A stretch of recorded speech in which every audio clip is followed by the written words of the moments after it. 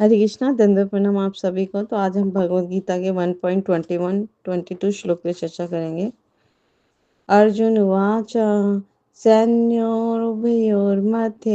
रथं स्थापयेमे अच्युत यावत् एतान् निरीक्ष्ये अहं योद्धुकामान् अवस्थितान् कैर्मया सह योद्धव्यम् अस्मिन् रणसमुद्यमे। अनुवाद श्री प्रभुपाद के द्वारा श्री प्रभुपाद की जय। अर्जुन ने कहा, हे अच्युत, कृपया करके मेरा रथ दोनों सेनाओं के बीच ले चलें, जिससे मैं यहाँ उपस्थित युद्ध की अभिलाषा रखने वालों को और शस्त्रों की इस महान परीक्षा में जिनसे मुझे संघर्ष करना है उन्हें देख सकूं। तो श्री प्रभुपाद जी बहुत सुंदर समझा रहे हैं तात्पर्य में कि भगवान श्री कृष्ण साक्षात श्री भगवान है और वो अपने प्रेम के कारण है ना अपने मित्र की सेवा, अर्जुन की सेवा में लगे हुए हैं और वो कभी भी अपने भक्तों से प्रेम दिखाने में चूकते नहीं है। इसलिए अर्जुन उन्हें अच्युत कह रहे हैं, जिनका निशाना कभी च्युत ना हो, अच्युत। तो भगवान सारथी रूप में अर्जुन की सेवा कर रहे हैं और अर्जुन की आज्ञा का पालन कर रहे हैं। तो उन्हें अच्युत कह रहे हैं कि अर्जुन, क्योंकि वो हमेशा सेवा में रत रहते थे।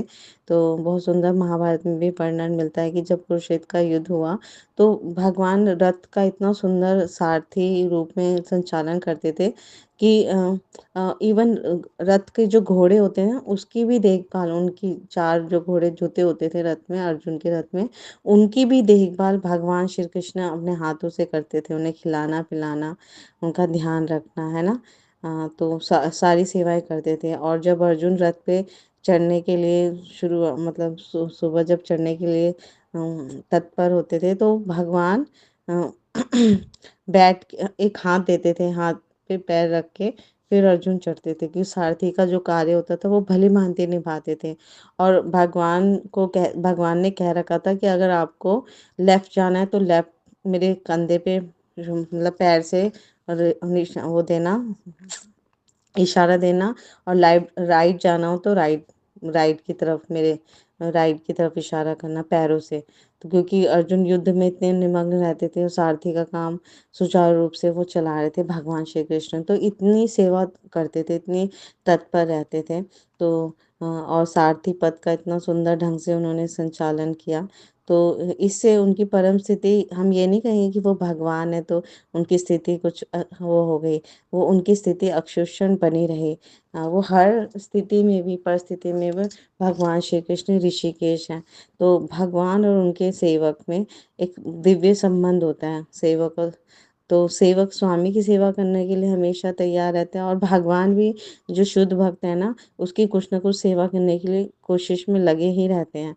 और भगवान का यही भगवान चाहते हैं कि कुछ शुद्ध भक्त मुझे आज्ञा दें, और जब वो आज्ञा देते हैं ना तो वो आज्ञा पालक के रूप में उनकी सेवा करते हैं। आप सभी को पता होगा महाभारत में जब महाराज युधिष्ठिर ने रासुर यज्ञ किया तो भगवान भी सेवा में लगे। वो सभी जितने भी महान ऋषि मुनि साधु सब आते थे, उनके श्री चरणों का प्रक्षालन करते थे, उनके जूठे पत्तल उठाते थे, है ना। कितनी तुच्छ तुच्छ सेवा भी उन्होंने की। क्यों? क्योंकि 5 पांडव जो थे वो भगवान के प्राण थे, शुद्ध भक्त थे।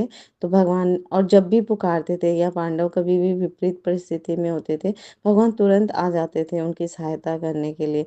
क्योंकि आपने देखा ही है कि द्रौपदी, कुंती महारानी और युधिष्ठिर महाराज भगवान के कितने प्रिय भक्त हैं और हमेशा भगवान की भक्ति में लगे रहते थे। तो उन्हें बहुत अच्छा लगता था कृष्णा को, जब उनका शुद्ध भक्त उन्हें आज्ञा दे या पुकारे तो उससे उन्हें दिव्य आनंद मिलता है। और हर परिस्थिति में, मतलब सेवा कर रहे हैं तब भी वो भगवान अच्युत हैं। तो हर परिस्थिति में भगवान है वो। तो तो भगवान के जो शुद्ध भक्त अर्जुन, उसको उनको इच्छा हुई कि वो उनके बंधु बांधव युद्ध करने के लिए उतारू हैं, क्योंकि वो तो युद्ध करना नहीं चाहते थे, है ना। तो और दुर्योधन जो है वो लास्ट मोमेंट तक भी उसके पास भिजवाया, भगवान शांति दूत बन के गए, पर फिर भी उसने समझौता नहीं किया, वो उसने हट हट किया और इसी वजह से उनको युद्ध भूमि में आना पड़ा। तो उनको बिल्कुल इच्छा नहीं थी अर्जुन को या पांडवों को कि हम अपने बंधु-बांधवों से, अपने पितामह, अपने गुरु है ना कृपाचार्य, द्रोणाचार्य से युद्ध करें। तो तो वो अर्जुन ये जानने के लिए उत्सुक थे, बहुत उत्सुक थे कि युद्ध भूमि में कौन-कौन अग्रणी व्यक्ति हैं, है ना? और क्योंकि हालाँकि अब तो कोई शांति प्रयास यहाँ पर होगा नहीं, पर फिर भी वो देखना चाह रहे थे कि किस हद तक जो विपरीत पक्ष वाले हैं वो युद्ध करने के लिए तत्पर है। तो ये देखने के लिए और और एक्चुअली ये सब लीला भगवान द्वारा भी रचित गई क्योंकि इसी की वजह से फिर भगवत गीता का प्राकट्य होगा। भगवान श्री कृष्ण उनको समझाएंगे और अर्जुन के माध्यम से वो हमें उपदेश दे रहे हैं भगवत गीता का। तो यहाँ पर भगवान और भक्त के बीच में हम कितना प्रेम मिलने में समझते हैं कि भगवान तत्पर रहते हैं हमेशा शुद्ध भक्त की सेवा करने के लिए भी। वो भी इंतजार करते हैं कि भक्त मुझे आज्ञा दे। तो एक बहुत सुंदर एक उदाहरण मिलता है श्री चैतन्य चरितमृत में। श्री चैतन्य महाप्रभु जब दक्षिण भारत की यात्रा में गए थे अपने जीवन में, तो वो वहाँ पर एक कूर्म ब्राह्मण से मिले जो अनपढ़ था, निरक्षर था। लेकिन उसको उसके गुरु ने आज्ञा दी थी कि रोज़ भगवद गीता का पाठ करना है। तो मंदिर में बैठ के भगवद गीता का पठन कर रहे थे। हाथ में ले रखी थी और चित्रों को देख के अश्रुपात कर रहे थे और वाणी गदगद हो रही थी। तो श्री चैतन्य महाप्रभु ने देखा और दूसरी चीज़ें भी देखी कि अन्य जो ब्राह्मण थे वो उनका उपहास कर रहे हैं और हँसी मज़ाक उड़ा रहे हैं उनका, है ना? कि ये निरक्षर होते हुए क्या पढ़ रहा है, क्या देख रहा है? तो उस ब्राह्मण के पास गए स्वयं भगवान श्री कृष्ण चैतन्य महाप्रभु और उनसे बोले कि आप क्यों रोते हो? है ना? मुझे समझ में नहीं आता कि आप भगवद गीता पढ़ते-पढ़ते आप रो क्यों रहे हो? तो उस ब्राह्मण ने बोला तब बहुत सुंदर बात बोली और हमें भी इंस्पिरेशन लेनी चाहिए। ब्राह्मण कहते हैं कि मुझे रोना इसलिए आता है कि भक्त की सेवा के लिए भगवान सारथी बन गए, सारथी रूप में आ गए और ये कितना निम्न कार्य है सारथी बनना। लेकिन वो कितनी प्रसन्नतापूर्वक, उत्साहपूर्वक भगवान सेवा कर रहे हैं, अर्जुन की सेवा कर रहे हैं। तो ये देख-देख कर मैं रो रहा हूँ, अश्रुपात कर रहा हूँ कि भगवान का पद कितना है, कितने ऐश्वर्यशाली हैं, लेकिन एक एक भक्त की सेवा करने के लिए वो छोटी से छोटी सेवा भी स्वीकार करते हैं और बहुत प्रसन्नतापूर्वक। कभी भगवान के मन में कोई वो नहीं शिकन नहीं हुई या चेहरे पर कि अर्जुन मुझे आदेश दे रहा है। नहीं, वो तो बहुत प्रसन्न रहते थे। तो भगवान जब चैतन्य महाप्रभु ने उनका ये भाव देखा, तो बहुत प्रसन्न हुए और उनको आशीर्वाद भी दिया और बोले वहाँ पर कि वास्तव में इन्होंने भगवत गीता का मर्म समझा है, भाव समझा है। तो बाकी अन्य ब्राह्मण तो चाहे कितने ही पढ़े लिखे हैं या कितने वेद मंत्र जानते हैं, पर वो भाव नहीं जानते। ये निरक्षर होते हुए भी हालाँकि अपने गुरु की आज्ञा का पालन कर रहे हैं उनके अंदर क्योंकि सच्ची निष्ठा है गुरु के प्रति, श्रद्धा है इतनी, तो इनको भगवान का शुद्ध प्रेम प्राप्त हो रहा है और इसकी वजह से भगवान के सुंदर भाव को ये समझ पा रहे हैं। तो असली जो ज्ञानी है या भक्त है, शुद्ध भक्त वो यही है, ये ब्राह्मण है।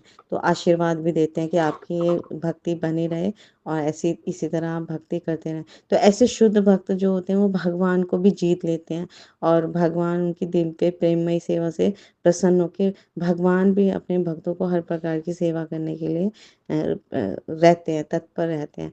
तो जैसे एक उदाहरण मिलता है हमारे शास्त्रों में कि भौतिक जगत में जैसे प्रेमी-प्रेमिका हमेशा एक-दूसरे के बारे में सोचते हैं, एक-दूसरे की सेवा करने के लिए ही सोचते रहते हैं, प्लान करते रहते हैं। तो भक्त और भगवान का संबंध भी ठीक वैसा ही होता है। वो हमेशा एक-दूसरे का बारे में सोचेंगे, रमण करेंगे, उसी में दिव्य आनंद का अनुभव करते हैं और इसमें कोई भी स्वार्थ की गंध नहीं रहती। तो ये जो भक्त और भगवान के बीच का संबंध होता है, वो आध्यात्मिक संबंध होता है और ये पूर्ण रूप से शुद्ध होता है। तो ये संबंध जागृत करने के लिए इस कलयुग में सिर्फ़ और सिर्फ़ हमें हरे कृष्णा महामंत्र का सहारा लेना है। तो इस कलयुग में श्री चैतन्य महाप्रभु हम सबके उद्धार के लिए लाए हैं। तो हम जितना ज़्यादा हम हरि नाम का जाप करेंगे, ये श्रवण करेंगे, कीर्तन करेंगे, हमें शुद्ध भक्ति में हम उतने ही आगे बढ़ेंगे। तो इसलिए हमें सदैव सतत हरे कृष्णा कृष्णा कृष्णा हरे हरे, हरे रामा रामा रामा हरे हरे, भगवान के इन पवित्र नामों का रटन पठन करना है। Thank you so much. Guru Maharaj की जय, श्री प्रभुपाद की जय, आप सब भक्तवृंद की जय।